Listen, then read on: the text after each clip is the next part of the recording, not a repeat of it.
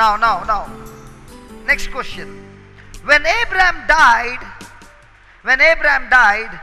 at that time, was he a father of many nations? Let me repeat a question. When Abraham died, did he become a father of many nations? No. He was a father of Isaac and 3 or 4 more children that he had after that. Praise God. That's all he had when he died. Praise God. But today, is he a father of many nations? Now, did he see with his eyes? No. But has it become now? Yeah. Are you understanding? So when you are considering the Word of God, are you considering the Word of God with your senses, or are you ready to consider the Word of God with your faith?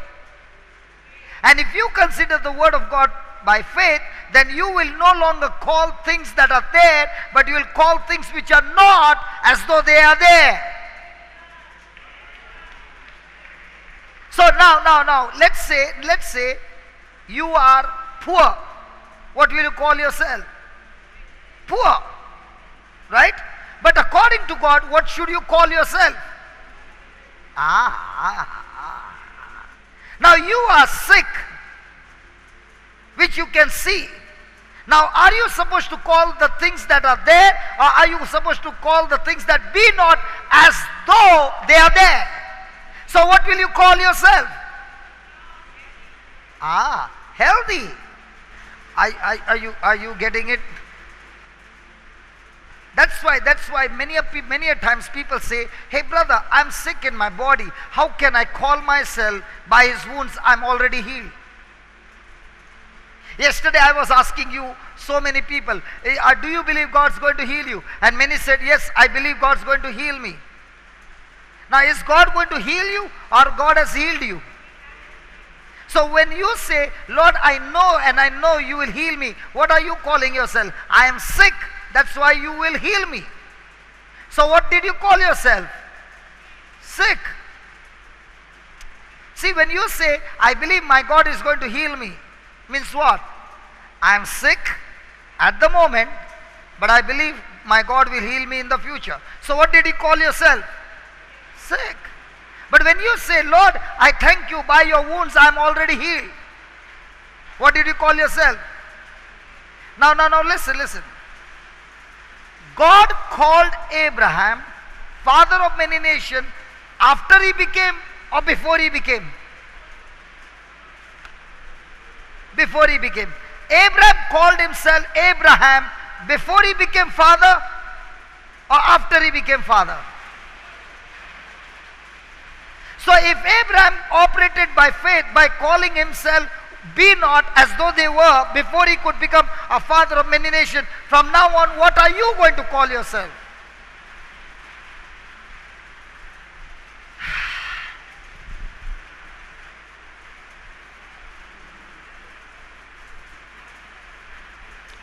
Again.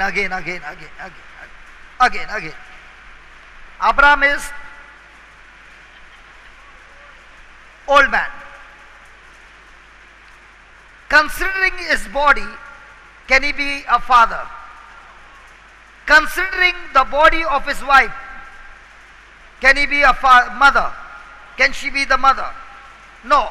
Now is he considering his body, or is he considering the word of God? So God changed his name from Abram to Abraham. So when God changed his name to Abraham, which means the father of many nations, what did Abraham call himself? Abram or Abraham? So did Abram call himself Abraham before he became a father or after he became a father? Before. So what are you going to call yourself? Before you become or after you become? But now, till now, what are you calling yourself? First let me become, then I will call. God said, no. First you call, and then you will become. Did you get that? So, are you going to call yourself a preacher after you preach or before you preach? Ah. Are you going to call yourself anointed after you get anointed or before you get anointed? Did you get it? So you are going to call yourself whatever God has called you. Before we went for dinner, we read, God has blessed me. God. So will you call yourself, God will bless me, or I am already blessed? Why do you call that? Because God has called you blessed. God has called you healed. God has called you healthy. God has called you prosperous. God has called you strong. God has called you victorious. What do you call yourself? Poor, weak, depressed, scared.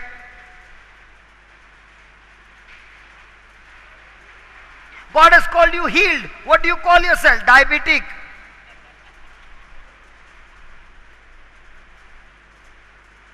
God has called you healed. What do you call yourself? Arthritic.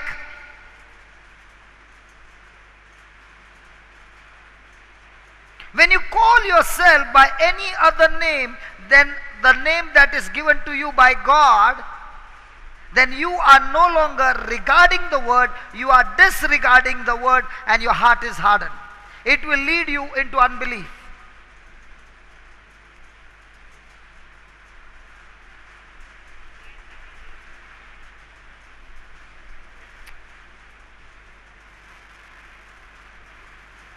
Have you ever seen a person going fishing?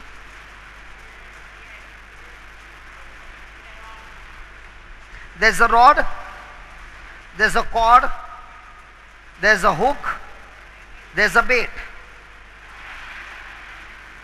Right? The rod is the rod of love. The cord is the cord of the word of God or the promise of God. The rod is the love. The cord is the word of God.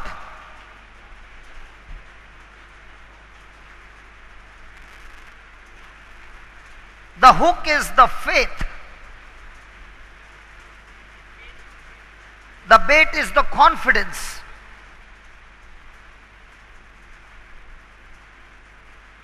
And you will agree with me, the person who has a fishing, the hook, he will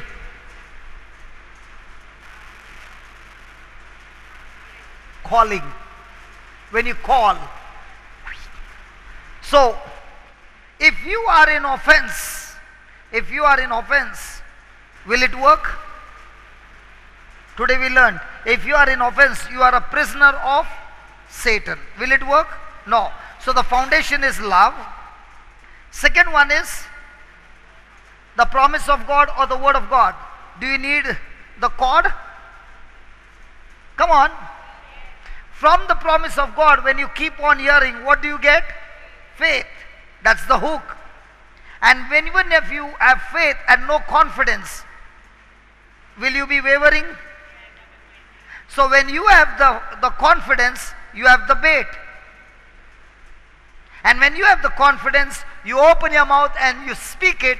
Now comes spiritual fishing. Yesterday when you saw your people getting healed, they were all called spiritual fishing, called healing.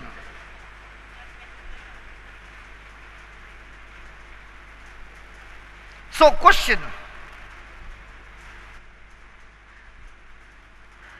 the anointing that you need to get your healing is already inside you. But that anointing will begin to operate in your life when you open your mouth and you call those things that be not, that be not as though they were. Yesterday, the leg is paining. And I said, no, you believe that you are healed. They began to walk slowly. And I said, keep on saying, keep on saying, keep on walking. What happened? As they called themselves, I am healed. As they called themselves, I am healed in Jesus' name, The calling came first or the healing came first? The calling came first, and then came the manifestation. Did Abraham call himself Abraham first? Yes. Then came the manifestation. So the question is, what do you call? If you look into that white book, if you look into that book, small book, that book is full of scriptures that is calling you the things that be not as though they were. Example. Let's say a person has got an affliction, demonic affliction. He can experience in his body. He can experience in the manifestation. But he calls himself, I am the body of Christ, and Satan, you have no power, no place in me. Now, is he calling things that are or things that be not as though they are? In the natural, is he in bondage? Yes. Is the manifestation there? Yes. But what is he calling himself? So if he calls himself a body of Christ, will there be a manifestation of him, the body of Christ, and Satan having no power over him? Yeah. But how many times people come and say, hey brother, please pray for me, I'm in bondage. Hey brother, somebody has done something on me. What did you call yourself? Are you getting it? Is it too difficult? Okay, I'll put it more easy. Let's take some examples from Jesus. There's a man who is paralytic. Okay? Jesus looks at him before we see any miracle. Have you ever seen Jesus heal somebody without opening his mouth? Somebody will say, but the woman with the issue of blood, Jesus did not heal her. She got herself healed even though she did not take Jesus' permission. And it was the woman who spoke, if I touch his garment, I shall be healed. So everywhere you see, people spoke. Jesus spoke. Now, let's take an example. The person is suffering from paralysis. What did Jesus call him? What did Jesus call him? Huh?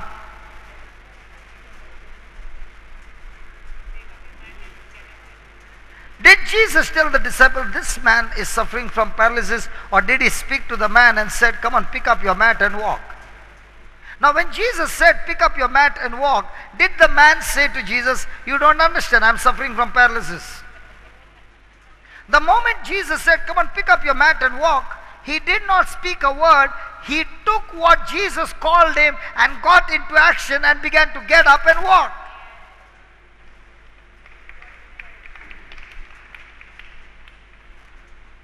See, when you go to the doctor gives you different names. On your file also the name will be written. Heart disease, kidney disease, and all those things. So when the doctor will say to the nurse, what happened to that kidney patient? Have you heard? I never heard that. He calls that person by that problem. But Jesus never called a person by the problem. He called a person with a solution to the problem.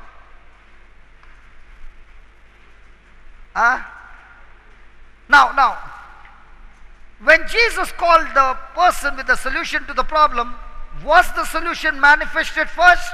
No. He called the solution and then the solution came. If Jesus called the solution first and then the solution came, even I got to believe and do what Jesus did. So I also will call the solution first and then it shall be done. Example. My son is weak in studies.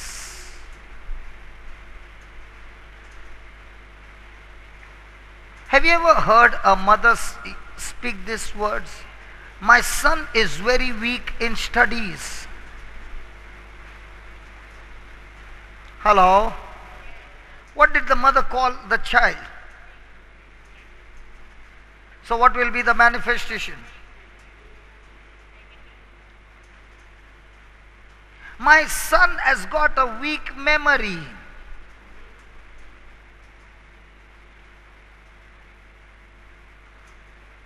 My son is rebellious.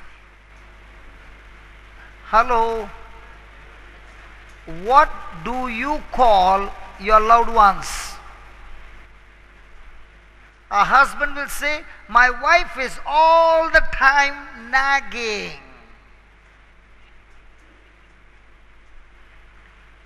One husband will say, when I go home, my wife is kir, kir, kir, kir, kir.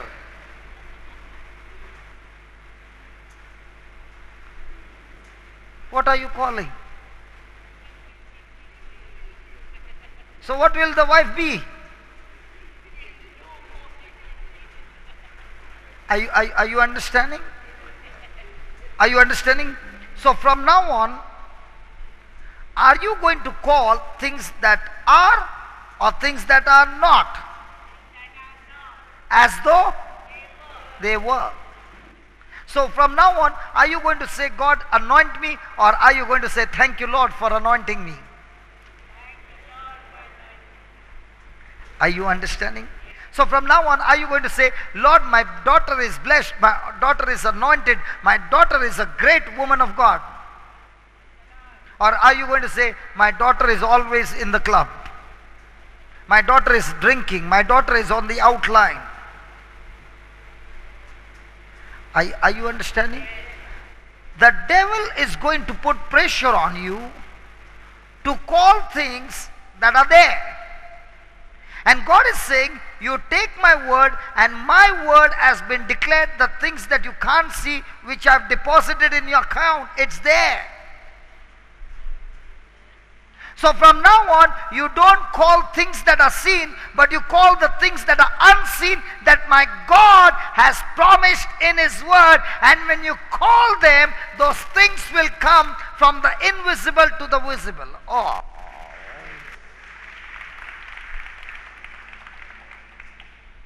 So from now on, are you going to consider the things that are seen, or are you going to consider the things that are unseen, declared in the promise of God? My friend, I want to tell you, if you see this thing over here, let me tell you, I began to call this thing, what you see, with no money in my pocket, from the unseen.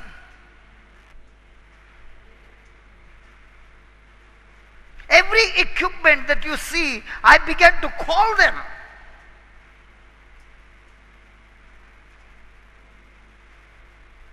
And when I began to call them and began to thank God, praise God, one by one, those things began to manifest in my life. You know, when a person speaks something wrong to you, we want to give back.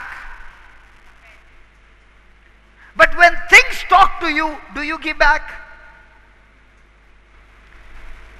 Hey, you are saying things talk to me? How can things talk to me? Do things talk to you? No. Do things talk to you? No. Okay.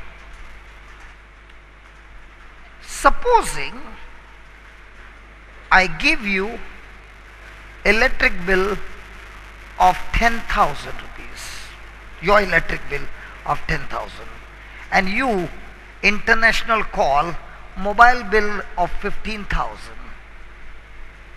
and you don't have the money, will that bill talk to you at night? No? No?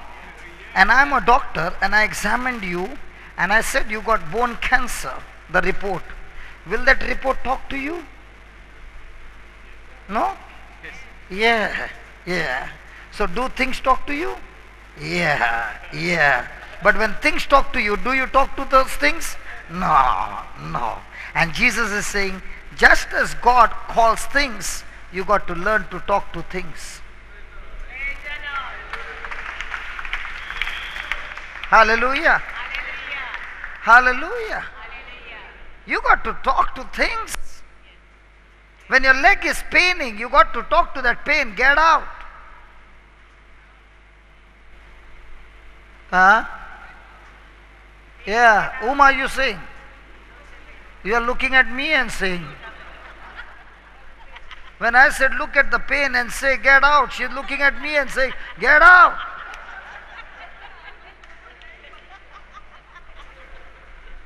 I said look at the pain. You are looking at me. Am I a pain in your neck? Or you want to go to sleep? Praise the Lord. Hallelujah. Do you understand where you are going wrong? So are you going to call yourself depressed or are you going to call yourself anointed? Hallelujah.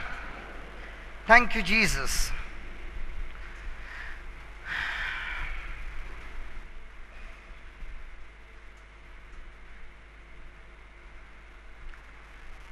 So we can harden our hearts against the word of God by not considering it.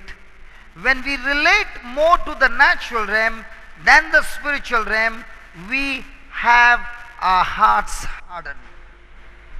When you look into that book, that small book that we have given to you, that small book, every line over there is calling things that be not as though they were.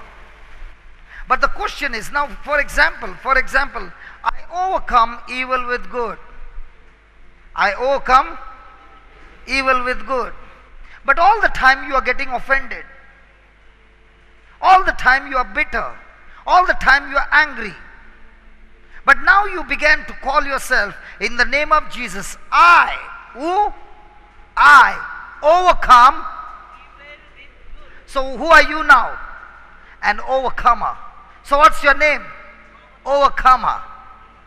Are you understanding? So what did you call yourself? So when you keep on calling yourself again and again, I overcome evil with good. I overcome evil with good. I overcome evil with good. Thank you, Lord. In your name, I overcome evil with good. Thank you, Lord.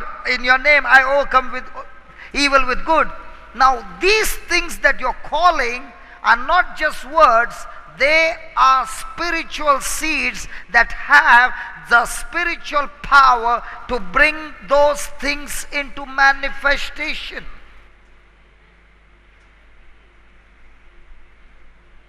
And you will be amazed. Somebody was saying, brother, I did not sleep. I'm not getting sleep. I have sleepless nights. And yesterday, this lady came and said, 3 months I had sleepless nights. And I said, can you say tonight, Lord, thank you for giving me supernatural sleep.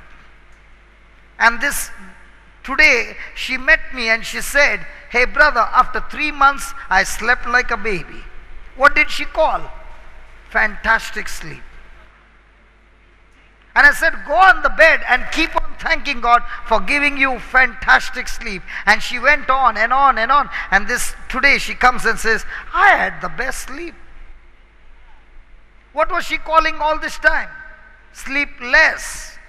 Now what is she calling? Sleep more.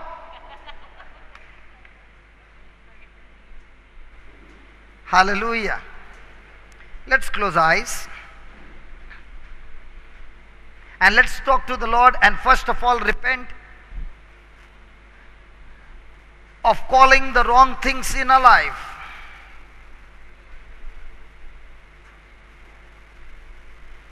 First of all, let's repent for calling wrong things from the spiritual to the natural.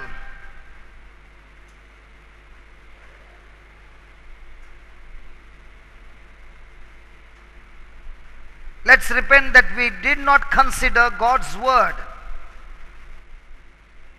We disregarded God's word and our heart got hardened.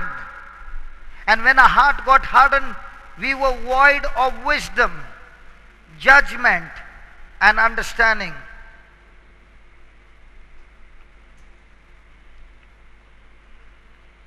Look at the lives of the disciples. They had seen such a great miracle, Jesus performing and multiplying the loaves and the fishes. But when they were in the midst of the storm, they failed to recall the words of Jesus, but they allowed their senses to take over and their hearts were hardened. Again and again the Lord is saying to you, when you do not consider the word of God, your hearts shall be hardened. The more and more you focus to the natural things rather than the spiritual, supernatural things, your hearts are hardened. And remember, a hardened heart causes unbelief.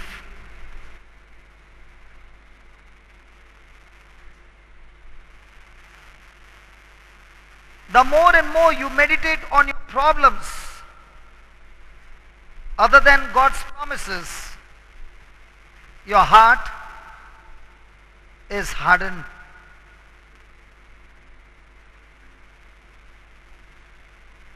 But there are also times when we think on God's promises and at the same time we also meditate contradicting to God's promises.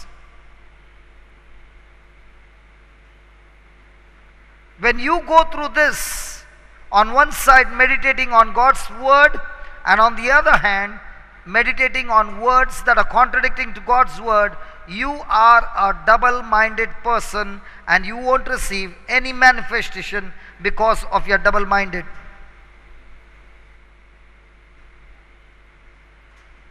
Abraham was a single-minded person. He just began to agree what God told him, that he would be a father of many nations.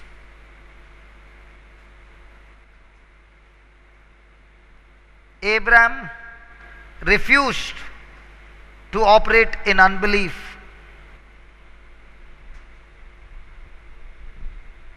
Satan always wants you to consider everything that is going in your life to contradict the word of God. And this unbelief starts in the mind. And the more and more you disregard God's word, it shall have an effect on your heart and your heart gets hardened. And that is why the Lord is saying, it is the condition of our hearts that determines whether we will receive the word of God. Look into your own lives, my friend. What are the things that influence your thinking? TV shows, movies, music, or things on the internet? If tonight you make a decision to separate yourself as much as possible from things that are contradicting to God's word, then you will have a supernatural breakthrough in your areas of unbelief.